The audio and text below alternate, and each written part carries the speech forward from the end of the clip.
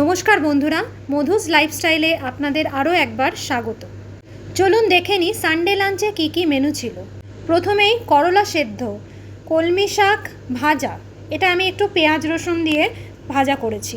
আর রবিবারের মাটন না হলে কি চলে বলুন। চলুন রেসিপিটা আপনাদের সাথে এখন ঝটপট শেয়ার করে দিই।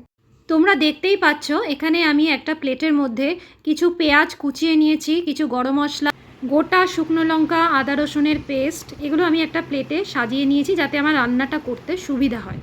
দেখে নাও তোমরা, এখানে পুরো সব কিছু সরঞ্জাম আমি এখানে রেডি করে নিয়েছি। এবার চলো রান্নাটা শুরু করছি। কড়াইতে তেল গরম হয়ে গেছে, এর মধ্যে তেজপাতা, শুকনো লঙ্কা, গোটা গরম মশলা প্রথমে আমি ফোড়নে দিয়ে নিলাম। ফোড়নটা একটু হালকা নাড়াচাড়া করে নিচ্ছি। আর আমি ইন্ডাকশানে রান্না করছি সেহেতু পাওয়ারটা আমি একটু কমিয়ে রেখেছি। তোমরা যারা গ্যাসে রান্না করবে এই পর্যায়ে পাওয়ারটা মানে গ্যাসের ফ্লেমটাও কিন্তু একদম লোতেই রেখো। সামান্য একটু চিনি দিয়ে নিচ্ছি যাতে কালারের জন্য, এটা আমি মিষ্টির জন্য কিন্তু দিলাম না, আমরা খুব একটা মিষ্টি খাই না। এবার দেখতেই পাচ্ছ পেঁয়াজ ভাজাটা আমি তেলের মধ্যে দিয়ে দিলাম। এখন সামান্য একটু নুন দিয়ে কিছুক্ষণ আমি এই পেঁয়াজ ভাজাটাকে নাড়াচাড়া করব। দেখো কিছুক্ষণ নাড়াচাড়া করার পর এটাকে আমি একটুখানি বাড়িয়ে দিলাম।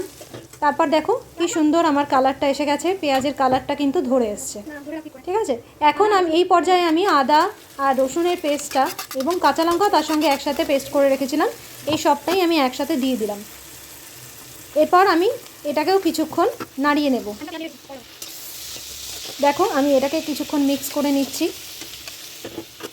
হ্যাঁ, আমার মিক্স হয়ে গেছে। ফিরে এসেছি এর পরের পর্যায়ে। পেঁয়াজ খানিকটা বাটা মিক্সিতে করে রেখেছিলাম, সেই পেঁয়াজ বাটাটাও আমি এর মধ্যে আস্তে আস্তে ঢেলে দিচ্ছি।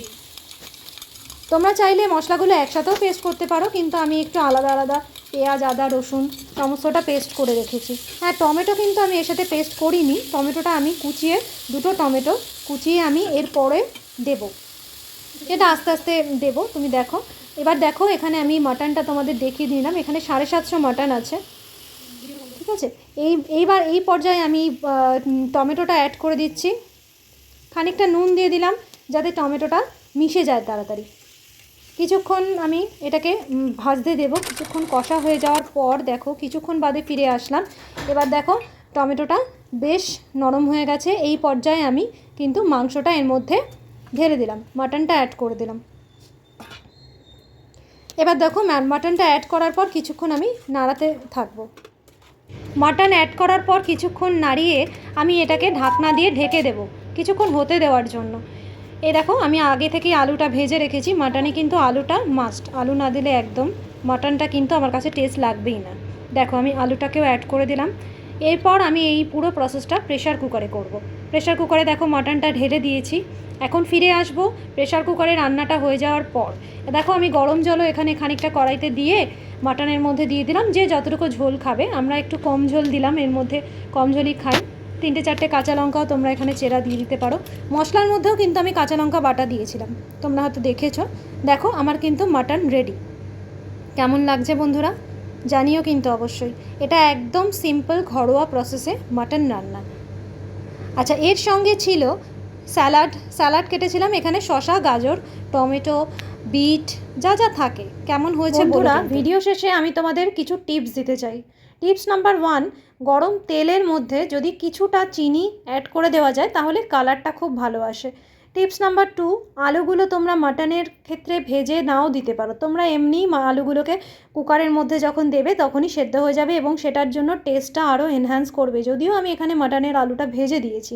টিপস নাম্বার 3, গোলবাড়ির মতন কালার আনতে গেলে তোমরা এখানে কফির জল তুমি দিতেই পারো, মানে কিছুটা কফি গুলে হালকা হাতে ওর ওপরে ছড়িয়ে দিতে পারো, অথবা যে পেঁয়াজটা তোমরা ভাজছো সেটাকে আগেই থেকেই একটুখানি কড়া করে ভাজবে যাতে রঙটাও এবং টেস্টটাও কিছুটা এনহ্যান্স করে।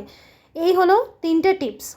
নেক্সট, তোমরা মাটনে কখনো এই শাহি গরম মশলা আমরা যেটা ন্যাচারালি ইউজ করি সেই শাহি গরম মশলার গুঁড়োটা মাটনে না দেওয়াটাই বেটার। আমিও এখানে দিইনি, তোমরা দেখেছো, কিন্তু স্টার্টিংয়ে আমি গরম মশলা ফোড়নে দিয়েছি। এতে স্বাদটাও যেমন এনহ্যান্স করে তেমনি রান্না শেষে মাটনের যে একটা নিজস্ব গন্ধ সেটাও তুমি ভালো মতনই এখানে ফ্লেভারটা আসবে, কিন্তু যদি গরম মশলা দেওয়া হয় সেক্ষেত্রে ফ্লেভারটা কিন্তু একদম মেরে যাবে। তো বন্ধুরা আমার ভিডিওটা কেমন লাগলো জানিও।